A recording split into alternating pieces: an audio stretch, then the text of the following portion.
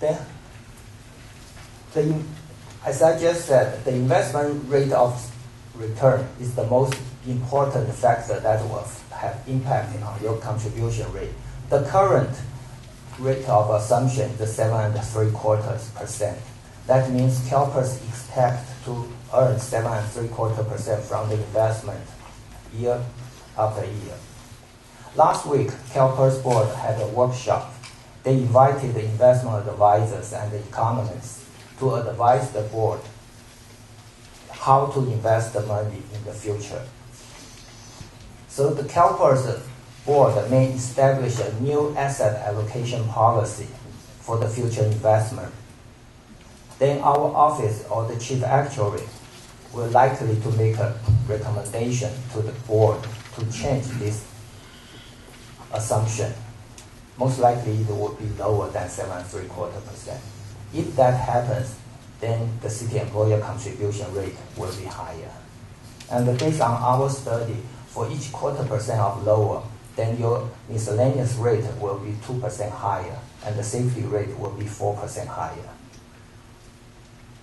But for the time being, I do not know, or we do not know how CalPERS will set up his new asset allocation policy. But I just want to alert the city, you might see a rate increase for the year 2012 and 2013. Any questions?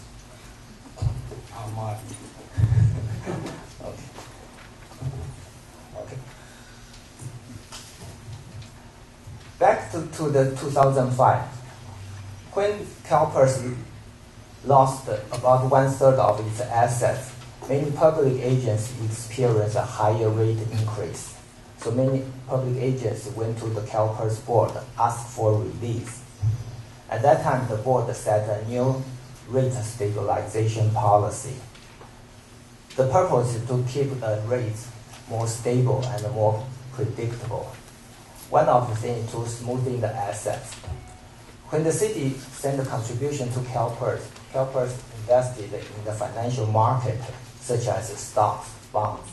As you all know that the price of stocks changes every day or every second. So the market value of assets changes year by year. But in order to produce a more stable employer contribution rate, our office come up with the actuarial value of assets. That's the smooth market value of assets, or the average of market value assets. Prior to 2005, it was a 3-year average. And because the loss was severe, so the policy changed to average of 15 years.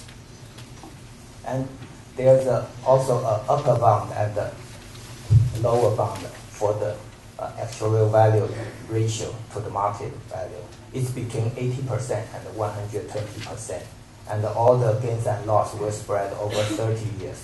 30 years, that means that each year you only pay about 6% of the loss.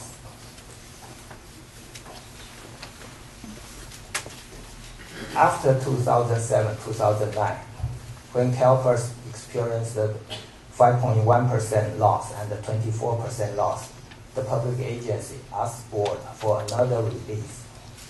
Then the board decided to have a temporary smoothing method. The smoothing method is widen the corridor from 80% to 120% to 60% and 140%. That means we'll defer most of the loss to future years. And for the year 2010 valuation, it will go down to 70 and 130%, then back to 80 to 120%. The purpose is to defer the loss into the future years. So here is another warning that the city will realize rate increase in the future. I hate to bring the bad news, but those are the facts.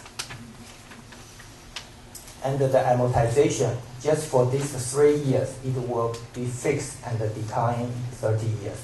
Previously, those 30 years are rolling 30 years. You just pay 6% every year. But this one, it will be fixed and declining years, amortization. Any questions?